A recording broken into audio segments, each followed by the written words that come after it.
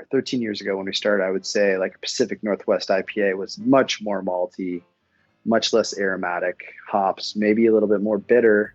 And as it's changed over the years, people are wanting more of a light colored, like straw colored IPA and a lot more aromatics. So what we do is we do a lot less early hop additions on our boil, a ton of late hop additions on our boil.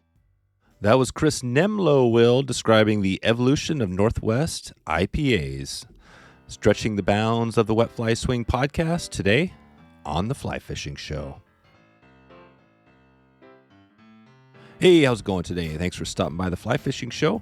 Make sure to click subscribe in your app of choice or at the website if you get a chance. We also have a newsletter there if you want to get updated each week when we have new things going on. Join the newsletter right in the sidebar. Super easy to get started.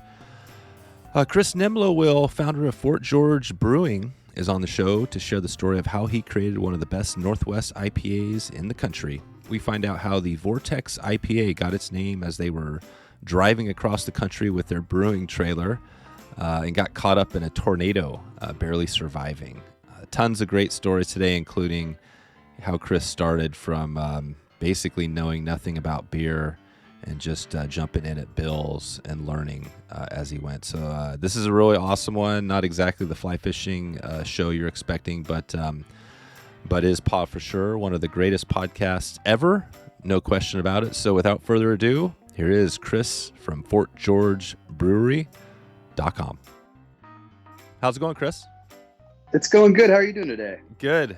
Thanks for taking the time to put this together. I've got some a few questions to dig in here on beer, which is going to be a lot of fun. Before we get into some of the background as far as what you're brewing these days, can you just talk about how it's interesting with Fort George? It's I've been there a number of times, and it's one of the, I'd call it one of the flagship breweries now. But talk about how you first got into brewing and how you brought that into Fort George. Well, I started off home brewing actually in my parents' basement. When I was finishing up college, I went to Southern Oregon University down in Ashland, and I graduated in spring of 2003. And a couple days after I graduated, my grandma was headed to a family reunion, and she stopped for lunch. She was at a restaurant, and as she was leaving, somebody's chair was out or something, and she kind of just hooked it, and she fell over and broke her hip. And I because I just graduated from college, I was like the only family member that could go take care of her, get her back into her house. So I went down, kind of volunteered to help grandma out, went down and helped get her back into her house. And I was down there for a couple weeks, and I didn't have a whole lot to do. And I always, when I was going to Southern Oregon University, I thought it was pretty cool what Caldera was doing.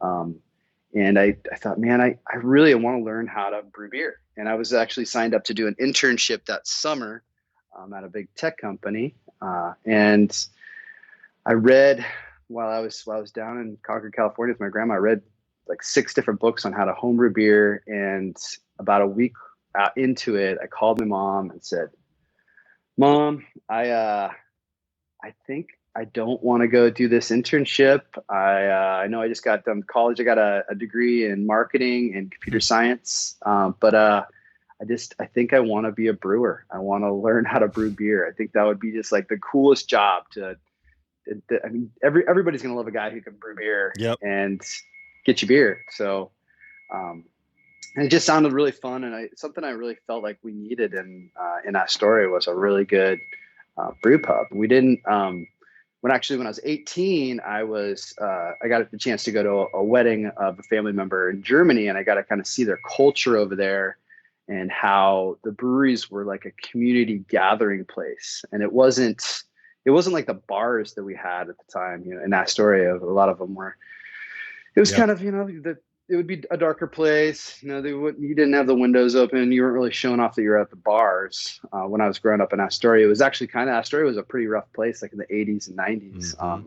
I just really felt like it would be super cool if we had this community gathering place that was a cool brewery. And, but my mom's like, really, that's what you want to do? I think she was, hoping that I was going to continue on my path. But she was super supportive. She said, "All right, sure, go for it." I moved back into my parents' basement a few weeks after graduating from college, and went to a place up in Portland called Let's Brew. Bought some home brewing equipment and just got a bunch of kits on, or a different grains, everything to start home brewing. And a friend of mine and I just brewed as much as we could that summer. And I was a barista at the time, so I was home brewing, and then I would take the beer that I was brewing at home to my coffee job, and I was like, "All right, here's your Americano." And I just, like, every day I would show up with a couple cases of beer, and I would just hand it away. So here's your Americano, here's your amber wheat ale, here's nice. You're into mochas here. I want you to try this Russian Imperial Stout, and just kind of gave away beer that summer. And then I signed up for a study abroad program in the Netherlands because I felt like, hey, I want to go back to Europe and I want to learn. I just want to see more about that culture and learn more. And so I went over there and signed up for some international marketing classes that fortunately just happened to be, I got all my classes on Mondays and Tuesdays. And the rest of the week I went to beer events, to breweries, and had an amazing time for 6 months. And everybody, I would go into a brewery and say, "Hey, I'm an American home brewer. You mind if I see what you're doing?" And everybody was really open. That's one thing that's really fun about the industry is craft brewers are really pretty open with their knowledge. Like, you can, as a brewer or a home brewer, you can walk into a brewery and say, "Hey, I really love this beer. Like, what kind of hops do you use in it, or what kind of grain?" And the majority of the time they're pretty open with their knowledge. And so I did that for 6 months, and then I came back to Astoria, and there was the guy that was making the best beer that I had his name was Jack Harris, and he was the head brewer at Bill's Tavern in Cannon Beach. And I went and I took some of the beer that I had brewed at home the summer before. I felt like my next step was I needed to go work for somebody who was a great brewer. And I found, like, this kind of this magic window when Bill's wasn't too busy, about 3:30 in the afternoon, took some of my beer in and said, "Hey, I was just wondering if I could talk to your head brewer, Jack Harris." And he was in this have you ever been to Bill's Tavern? Oh yeah, bunch of times. It's a cool spot. Yeah, so it's a two-level brewery. Down below there's some conditioning tanks, and he was in there and he was hand bottling up some 22-ounce bottles. And I think he had a lot of home brewers bring him beer, but I don't think he had too many people just come in and say, "Hey, I just want to come work for you for free. I'll do whatever it takes." And took him some beer, and I just had really good timing. He was about to become a dad, and he needed an assistant brewer. And he talked to his bosses, and they called me the next day and said, "Hey, we like your ambition, and if you want to come work, we'll pay you to be Jack's assistant brewer, and we'll teach you how to brew beer." And so I took that job, and we actually had a really good year that year at Bill's Tavern. We won they won gold medal for Duck Dive Pale Ale at the Great American Beer Festival, which is a huge honor. And then about 2 weeks later, I got offered a head brewer job back in Astoria at the Astoria Brewing Company. And I just felt like this next opportunity for me. And so I took that, worked up there for 9 months, got to develop some new beers. They had a contract brewer in there before me, and they really wanted to kind of have somebody who lived in Astoria or lived around Astoria who would at the end of the day could have a beer at the bar and talk to customers about beer. And I did that for 9 months. That was a great opportunity. And then in October 2005, I was introduced to Robert Strickland, the gentleman who bought the old Level Chevrolet dealership block.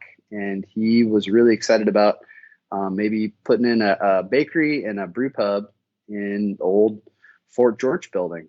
And I went and looked at it and called Jack. The next day I knew Jack was living in Astoria and he was commuting down to Cannon Beach. And I knew that, that commute might get a little bit old after multiple years. And I I said, hey, I want to show you something. Will you meet me down at the old Fort George building? And he came down and he was just kind of like, what are you trying to show me? Because half the windows were broken out. It was actually a backdrop for Ring 2. It was just, it was creepy. There was it was in rough shape. Half the windows were broken out. There was pigeons living in there. Yeah. But we kind of fell in love with those big old growth Doug fir beams. And after talking about it for about an hour, we had decided be a great spot to start a brew pub. That's cool, man. There's a ton of things that I'd love to dig into on, some of the history there. I guess the one thing I was going to note, I wanted to get into Fort George because I'm just curious about the name, a little bit of history there. But on the older buildings, I always think of, because it's my experience, McMinimans, right? The Edgefield, that whole thing. They were one of I'm not sure if they were the first ones, but I remember that place they bought up, the Edgefield, when I was a kid. It was all boarded up. And there was some weird stuff going on. And I think it used to be an insane asylum and stuff like that. But they came through and refurbished it and made it the Edgefield.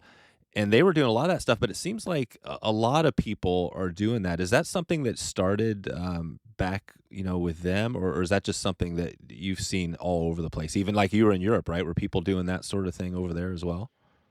Well, what's interesting is before Prohibition, even in the United States, people before, the first thing that they would do when they founded a town is they would build a brewery, build a community gathering spot, and then they kind of build the town around it. And that's the way Europe was a lot too. But I do think that there's just this really incredible character. The cool thing about the Fort George is people ask us, who did we use to design things inside? Yeah. And just it was, man, that era, people just built cool stuff. That Art Deco design is so cool, but they had just massive beams back then. It's just incredible the size of the timbers that they were working with. So I think I do think that there's definitely been that the over the years there's just not a whole lot of evolution of use for these buildings, especially old dealerships, coffee dealerships, because people wanted to get out of town and they wanted to have a lot of room with a lot of selection. And so it left this void downtown. And I think the Lovell building, it was really hard to find something else to go into that building because there wasn't a whole lot of uses. Yep. We even just kind of ran into an issue with the Lovell building because we've gotten to the point where it's a very difficult building to brew in because it was built it was designed as a car dealership. But having those big open spaces, like when we first moved in there, the Lovell building had 8,000 square feet of flat space, really well reinforced floors, so we could put a brewery in there. It was a pretty perfect building for that. Yeah. So I guess that you can it's good. You can make most buildings into a brewery. Yeah, no, it's cool. It's so maybe just describe just kind of quickly for somebody who maybe hasn't been there, when they walk up to the building and then go inside. What can you describe that a little bit? Yeah, it's an interesting time right now with COVID. Right. Originally, we started off with downstairs. We just started off leasing 2,900 square feet. So that's the original pub. And I'm really hoping that in the next few months, we get to open things back up to the direction that they were. So downstairs is the original pub. It's more of a place, you can see the original brewery in the back. But then upstairs, we've got a wood-fired oven. So there's a second floor of the main Fort George building. Second floor has got a wood-fired oven, really nice views, really cool bar, cool place to hang out. And then there's a courtyard in the center of the block. And that's where people are sitting outside having beers. We've had a tremendous amount of support all winter long as the pubs have been closed down, people coming out and having a beer in the courtyard. So that's been a really good spot for us to have. And then there's the Lovell building, which is the biggest building on the block. And that is where we had our production brewery. We actually just moved our production brewery out of there down to an old canning building on the waterfront in Astoria. Oh, wow. And we're planning on getting an experimental brewery. We're going to do a lot of oak fermentation, experimental IPAs. We're going to put a smaller canning line back in there, kind of like our original canning line, and be able to make a bunch of variety of just beer. As we've grown, the last couple of years, we've had a hard time cranking out the variety that we originally had, just because we just couldn't make enough beer. And a lot of it is driven by Vortex IPA. It is it's just a beast. People like drinking Vortex. It's kind of a unicorn in the brewing industry, because it's not typical that one brand of beer will continue to grow for 13 years. It's been growing for 13 years. Wow. And in popularity. Why on the Vortex? I guess first, maybe quickly, how did you come up with the name, and then also, why do you think it's kind of the unicorn? I mean, it does taste. I know it's a good tasting beer. Can you just bring it back to that it's just a good tasting beer? All right, I think it's time. Even though it's a little early in the morning, I typically try to wait until at least noon before I drink a Vortex. But I'm gonna crack one open. All right, crack one open. So we originally got our brewery. Our original brewing system is from Virginia Beach, Virginia. So when we decided we were gonna start a brew pub in the Fort George building, we kind of figured out the space where we wanted the brewery, and then we started off with nothing. So we've always used brewing equipment. So our original system, there was a German gentleman who bought a brew house built by Saaz Brewing Company, which if anybody has ever had Two Hearted, Bell's Brewing Company in the Midwest, make awesome beer. John Mallet, their head brewer, he built like 12 systems, and this is number 2 of 12 breweries. It's really, really cool brew house. A German guy had bought it, put it in a pub in Virginia Beach, Virginia, and after a few years decided he wanted to move home to Germany and wanted to sell his brewing equipment. So we flew out there, decided this is the perfect brewery for our space. And then we dismantled it. We contracted with a truck driver and got a 56-foot flatbed and put all the brewing equipment on it. And we got a U-Haul when we were out there and put all the small equipment in the U-Haul. And we actually drove it ourselves back 3,100 miles from Virginia Beach, Virginia to Astoria. When we were cruising through Nebraska, we had a tornado drop down that we watched our brewery in front of us in a U-Haul go through a tornado. And we thought our brewery was going to be scattered to the cornfields of Nebraska, but we made it through it. A couple of the tanks danced around on the back of a trailer a little bit. They busted some of the straps off. We were able to get under an overpass, strap them back down. But we got that brewery in the back of the building, and it was like, wow, we went through a tornado with this. We got to name one of our beers Vortex IPA. And that was one of the first beers that we made. And it's just it was an incredible story. Yeah. From day one to say, hey, we have, and actually 2 of the 12 systems that were built by John Mallet have had tornadoes drop down on them. For some reason, the breweries have turned out okay. They've weird. So we were like right off the bat, we had made this 10-year business plan, and we passed our 10-year business plan in 2 years, mostly because of Vortex. It was a unique beer. We really wanted to be just very hop forward, with great aromatics, a lot of late addition hopping. And it was just something that was pretty unique in the market at the time when we first released it.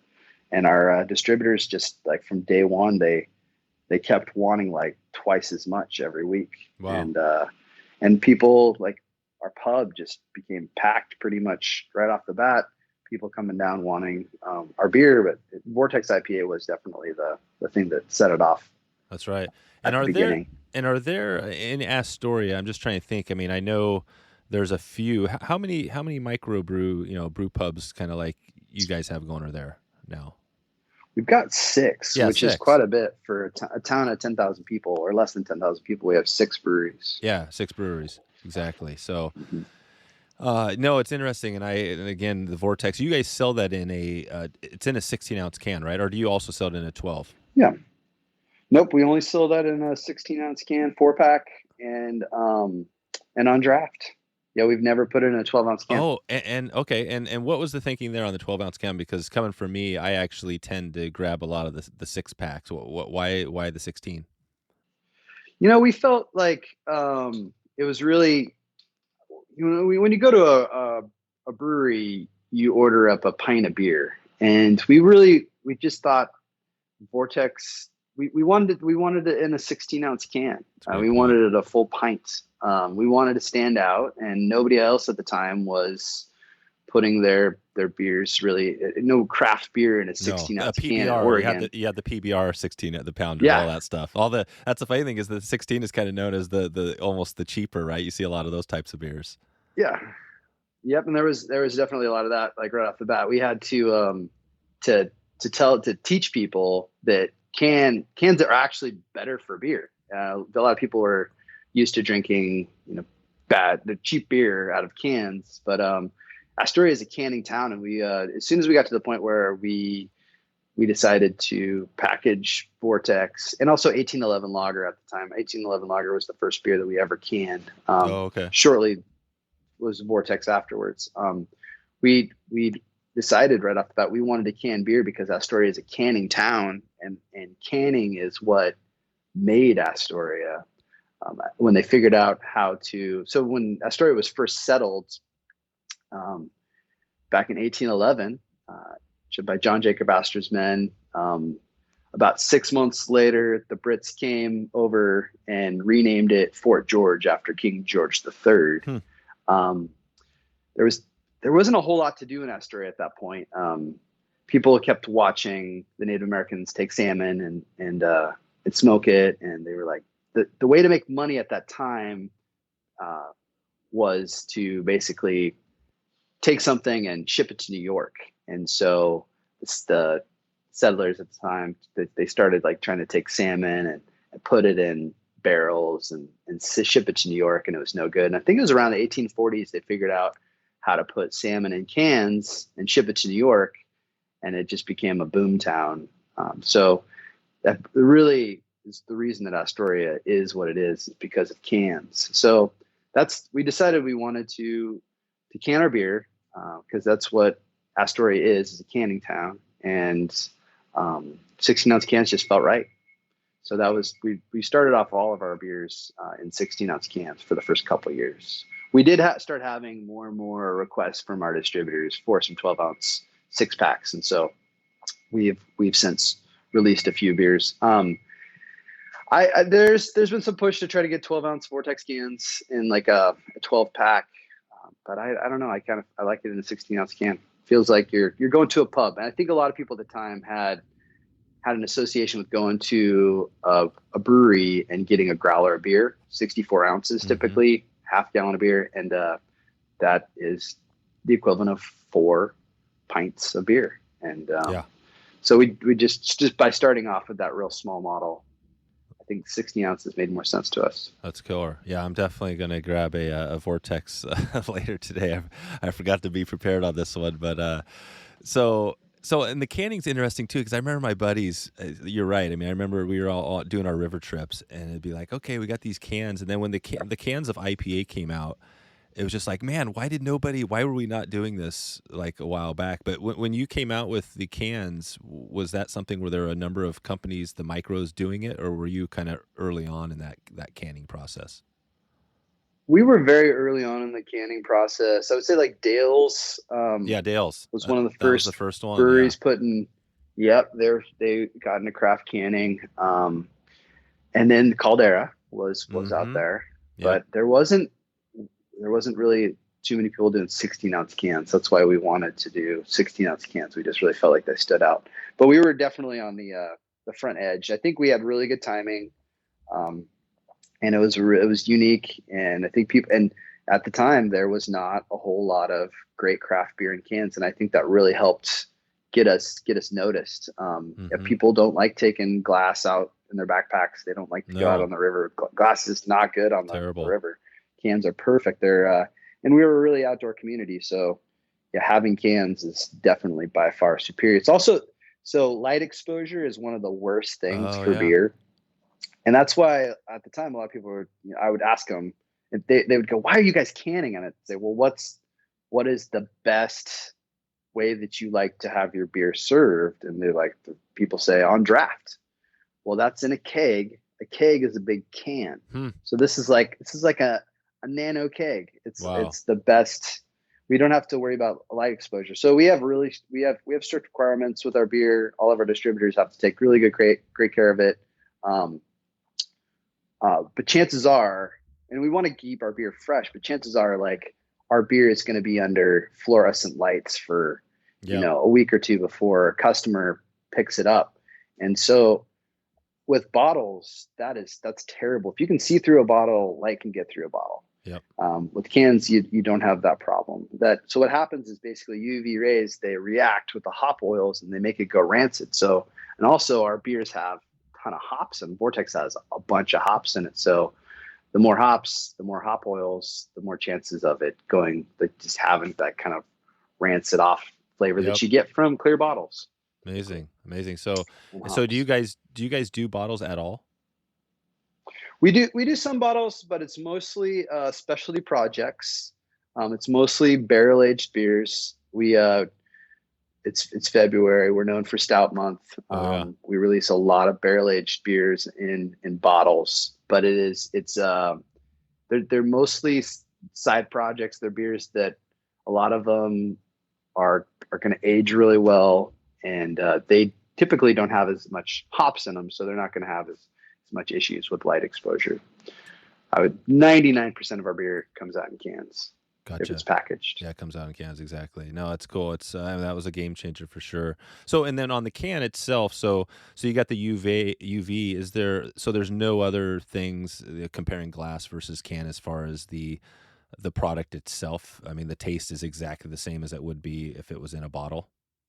So the other reasons that we like cans are most of our cans are made in Olympia, Washington, and we distribute beer throughout the Pacific Northwest. So we have a truck that goes from Astoria to Kent, Washington to our distributor.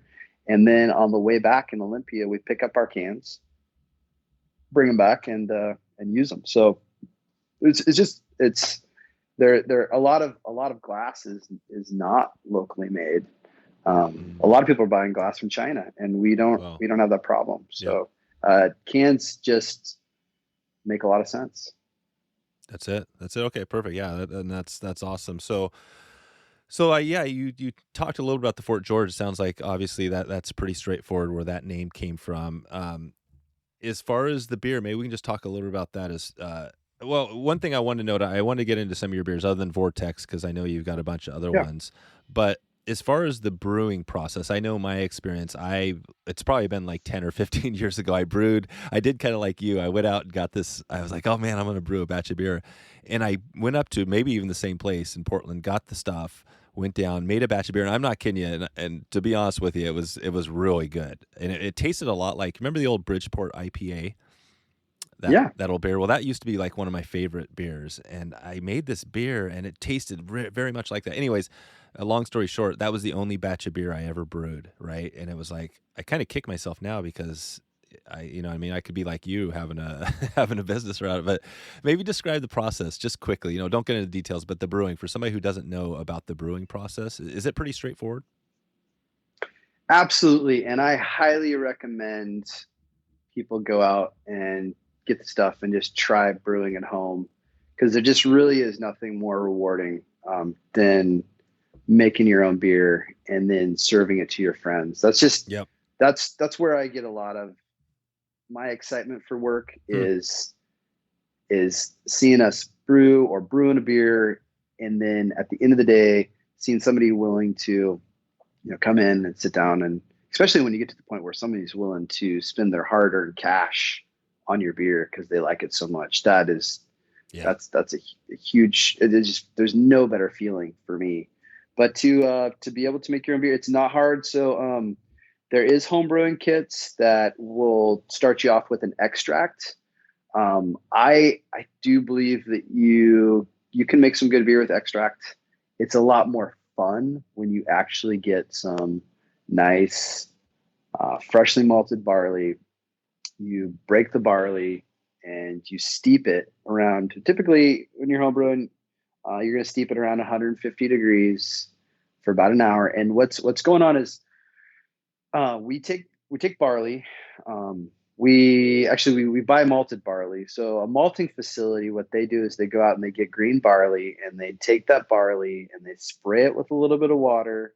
They bring the temperature up and they make it believe it's time to it's springtime. It's time to sprout. And they will take that barley that is starting to sprout and then they kiln it and they just stop that germination process. And that is called the malting process. So we get that freshly toasted grain, we take it, we break it, and pretty much you just want to break it in half. You want to break the kernel, so you want to expose the insides, and you want to spray it with hot water. And what happens is you kind of wake it back up and it thinks it's germinating again. But there's an enzyme in there in the barley, reacts with the starches, and it produces barley sugar. And so you're taking this barley sugar and barley sugar water. At that point it's called the mash. So you're taking your mash, you run off your barley sugar water into a pot. You want to leave the kernel behind. You don't want the kernel, but you end up with basically what's called wort. After you take your barley sugar water, you boil it, you add hops to it, you end up with what's called wort. It's the German term for unfermented beer. You take that wort, you cool it down to around 65, 70 degrees. You add some yeast to it, and it ferments. And once it's done fermenting, you end up with beer. So there's a lot of great home brewing shops that can walk people through. I highly recommend trying it out.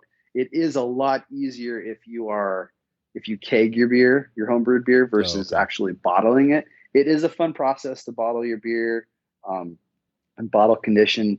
Just washing all the bottles and filling the bottles is a big process. And if you can get to the point where you're actually kegging off your own homebrew, you can make it it turns out to be a lot easier process. Huge. That's huge. What about canning? Can you actually do cans as a homebrew? It's very difficult to do cans. The seam is very difficult to get it just right. So when you're canning, you have this can that has no lid on it, and you drop the lid down, and there's a hook basically inside the can that you roll the seam of the lid over, and it locks the top on. And that process is very difficult and it's very finicky. Gotcha.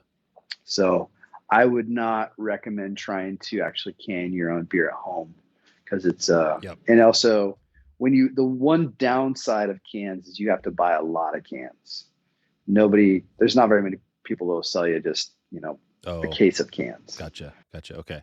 All right, perfect. Let's walk through just kind of briefly through some of your beers, and I wanted to note too. You mentioned so you've got the Fort George, and obviously we're still going through COVID, so that's messing things up big time. I know for you guys in the industry, but hopefully we can we kind of come out of that here this year. And so you got Fort George, the building, or your flagship, and then the stuff on the water. So you're going to have a whole new area where people can go drink. Is that the case, or is that just going to be a bottling place or canning? So we got really fortunate that about a year ago. So Astoria is really it's the canning capital of the West Coast. Oh, wow. There was actually the biggest, most successful canning operation was here down on the waterfront up until the mid 1980s, and they're called the Elmore Cannery.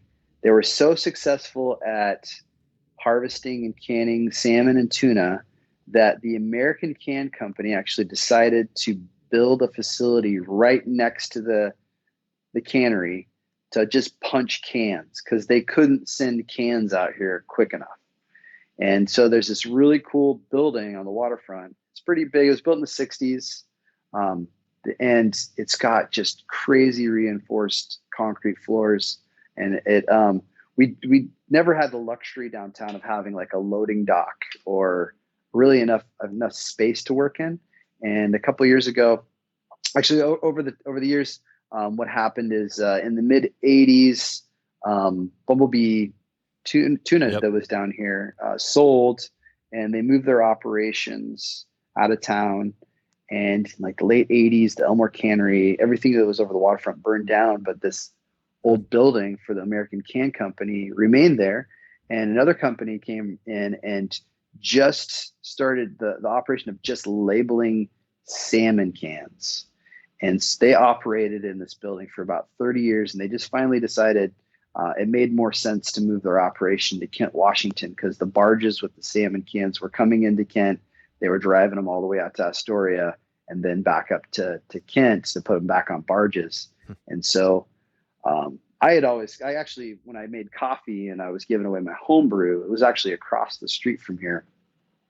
I'd always thought that would be kind of a dream facility to have a production brewery out of, because it's got some loading docks, it's got storage, it's got all the things that we've always kind of struggled with being downtown and constricted in an old Chevy dealership. And so it came out on the market and we were able to purchase it, and we are redeveloping it right now. You spoke about Bridgeport being one of your favorite IPAs. When Bridgeport went out of business, we actually we purchased up their brew house. Oh wow! And we've put it down here on the waterfront. It was an auction, and it was kind of a fire sale, and we just really couldn't turn down purchasing it.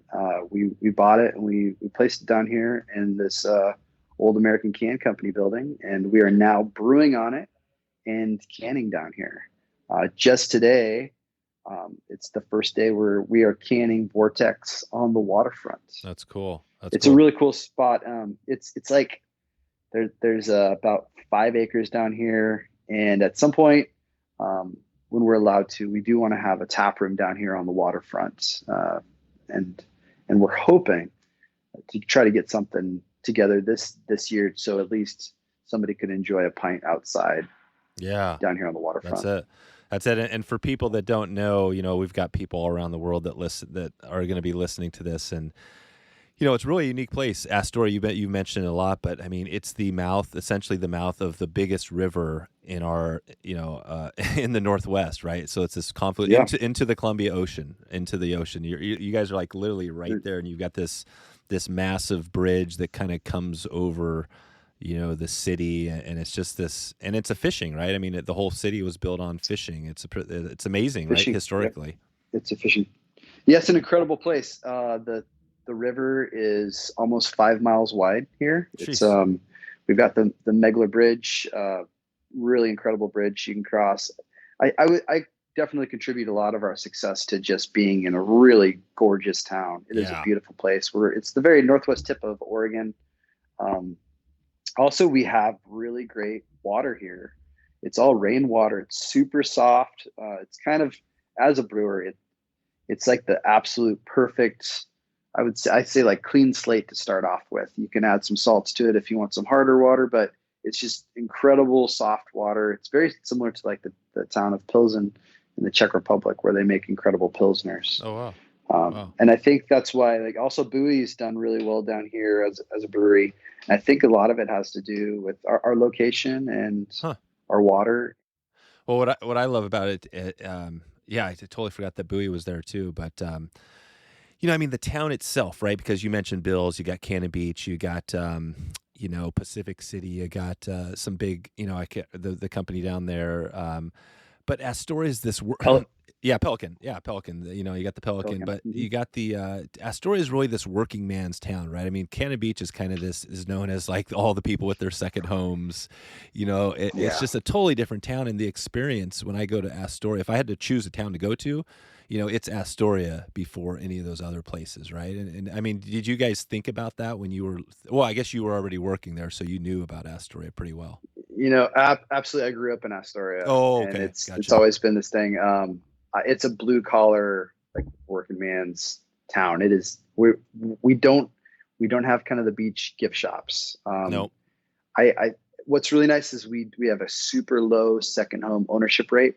All the other coastal communities, there's a lot of lights off in the communities in the wintertime, where as in Astoria, people here are here year round. So we have this really incredible local year round population. That's so yeah, huge. it definitely is a lot different than Seaside or Cannon Beach. Seaside and Cannon Beach are beautiful beach towns. Yep. A lot of tourists go down there.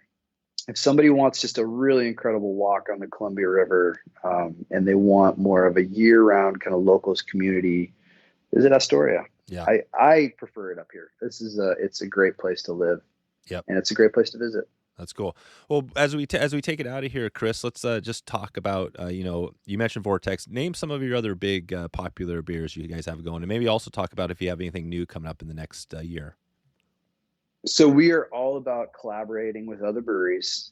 Three-way IPA it's different every year. Every year we kind of think about two other breweries that are just really innovating IPAs and making incredible beer, and also people we just really want to hang out with, because when we do the three-way project, it's kind of a year-long project of development where we go out, we talk to a couple other breweries that we want to work with, sign them up for three-way IPA that year, and then we do several of these beta batches where we're just really trying to push the limit on what people believe is kind of the ideal IPA and what these breweries want to be drinking for the year. And so we develop a recipe, make a bunch of these beta IPA batches, and then when everybody's really, really happy and says, this is it, this is perfect, then we come up with a can design and we release it, typically in late May, early June. So that is an incredible beer of the summertime. We've got a couple other IPAs that we can. You were talking about 12-ounce 6-pack. Suicide Squeeze is our collaboration with a Seattle record label. Really cool can, super unique because a lot of people don't know this, but the snake on it actually changes color. We like that beer to be stored cold. It looks like the snake is alive when it's cold, and when that can gets warm, it kind of looks like the green on the snake turns to yellow, and it basically looks like the snake is kind of dead.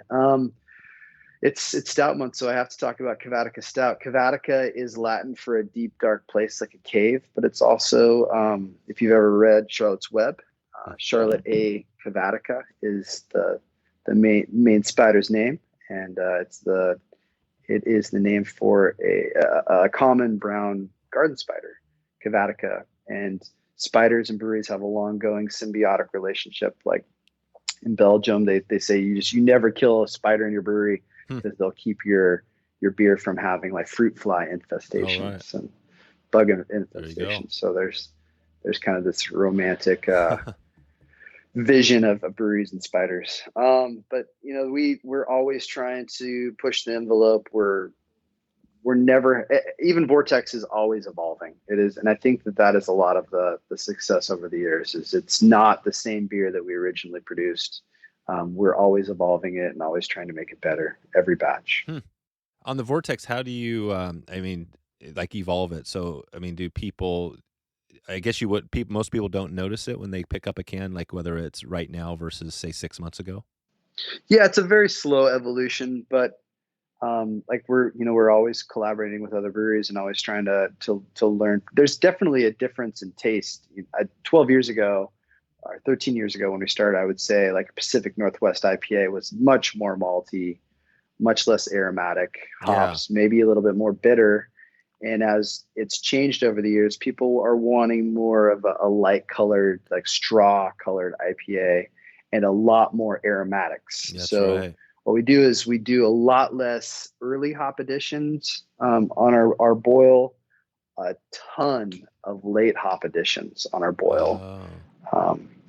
So I would say that's how IPAs have really evolved over the last 13 years. And when we first came out, it was kind of a hazy IPA.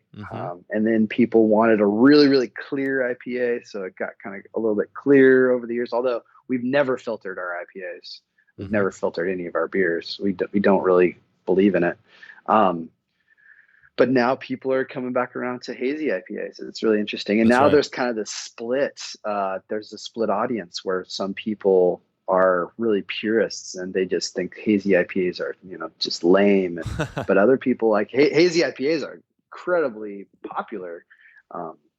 Yeah. Before COVID, when it was okay to have people line up, man, you release a innovative, new, cool hazy IPA, and you'd have people line up for 2 blocks to No get it. kidding. Oh yeah, That's crazy. definitely. Yeah. I wasn't.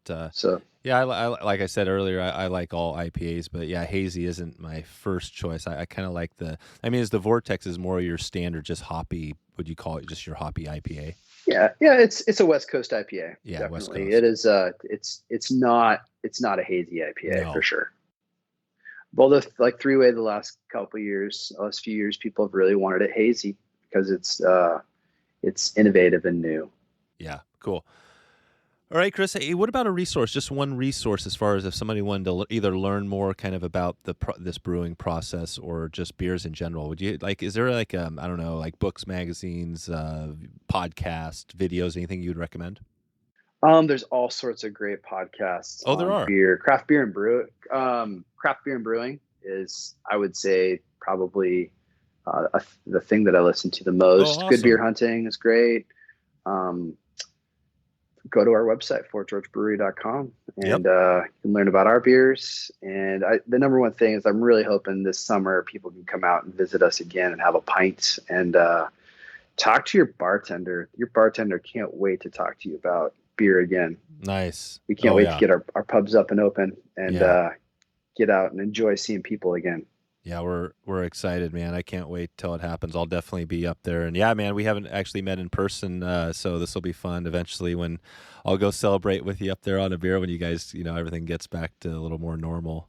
That'll be fun. Sounds So, good. And I want to learn more about fly fishing. My dad growing up was really into tying his own flies. He's really into oh, it. I've, cool. I've been kind of a workaholic for the last 14 years. Never There got you to go go. out and do much, but I'm looking forward to getting back into playing at There some you go. point. Well, we got the resource for that for sure. We're coming up on 200 episodes now, and most of them are focused on teaching people about fly fishing. So yeah, man, and obviously fly fishing and beer go hand in hand. So this is going to be we're going to send some people your way for sure. Do you guys deliver? So like I said, we have people all over the place. Do you deliver across the country or the world?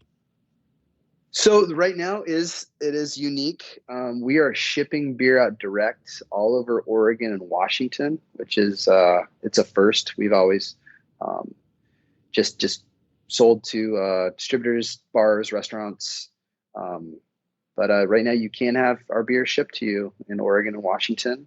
But really, my request is to go to your local retailer and ask them to put Fort George on tap, or go check your local grocery store and ask them if they're selling any Fort George beer.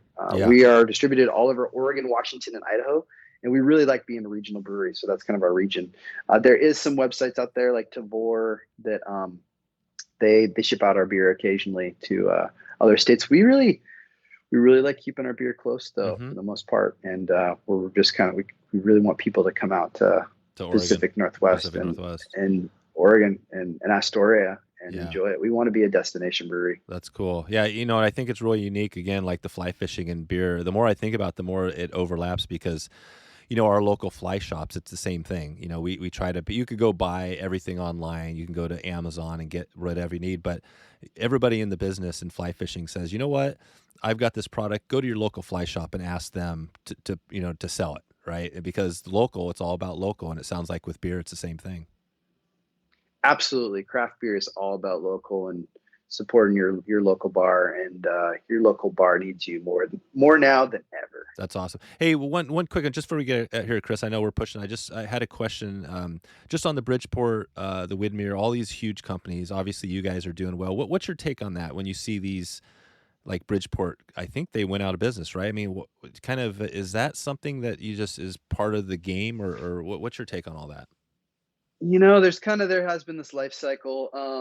Most of these breweries that are going out of business are not independent. Oh, They're gotcha. owned by Yeah. a big like investment Yeah. group. Anheuser-Busch or And I something like think, that. yeah, and I think they just lose some soul. They don't have somebody that, when you sit down at their bars or their Yep. restaurants, talk when you talk to them about either like why you like their beer, or that you're not really going to get much change, and it doesn't really feel, it's just not local. Yeah. And Yeah. we're completely independent. We do what we want to do. We're not trying to cut corners. It is all about the beer here. I That's mean, we amazing. want to make, if we're making the best beer, and doing what we believe is right, we believe we will be successful. If we are, day one, we've been wanting to create a place where people want to work at. And if you're great to your employees, they'll be great to you, and Yeah. they'll make great beer, and you'll taste it.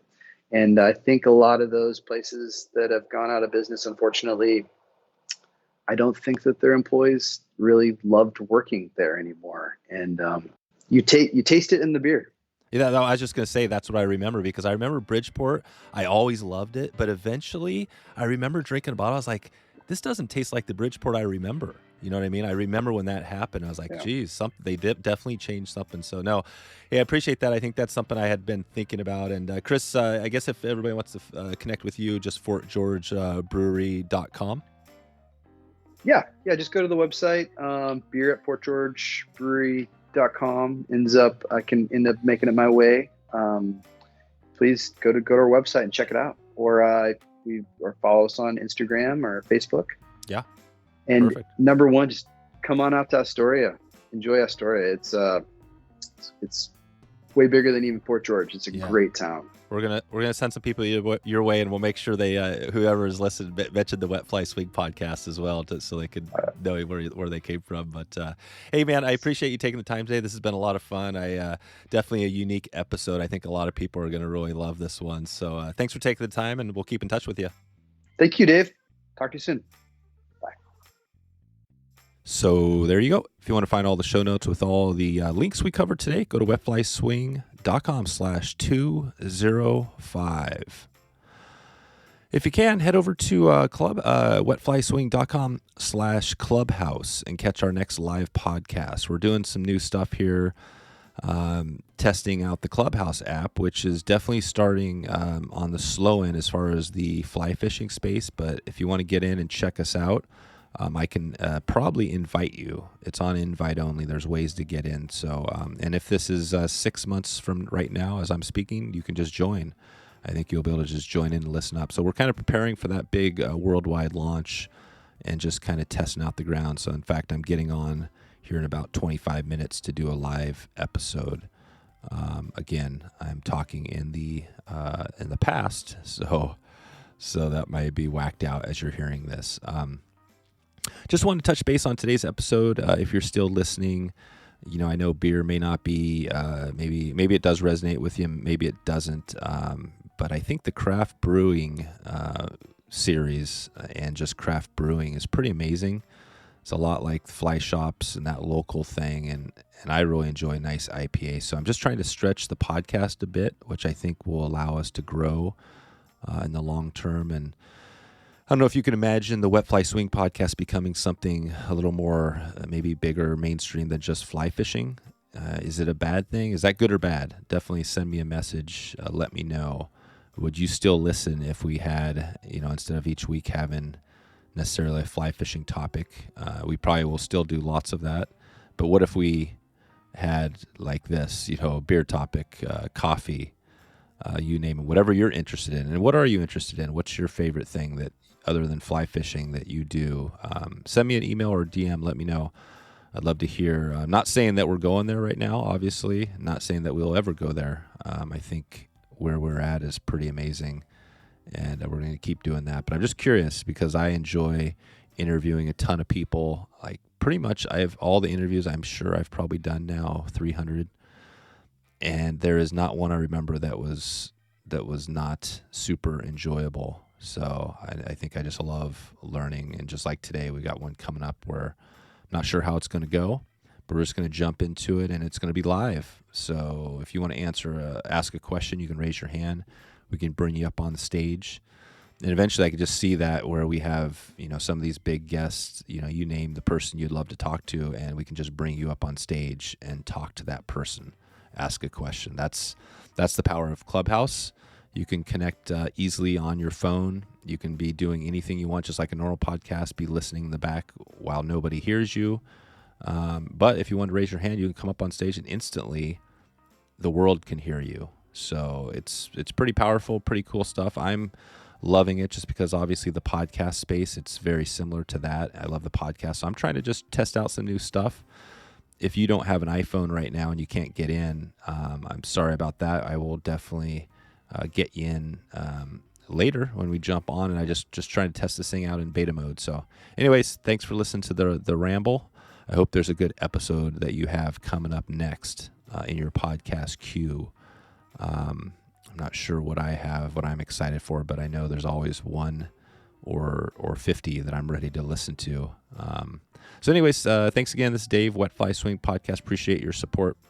Appreciate you listening in on this little not late night, early morning ramble. Have a good one. Talk to you soon. Thanks for listening to the Wet Fly Swing Fly Fishing Show. For notes and links from this episode, visit wetflyswing.com.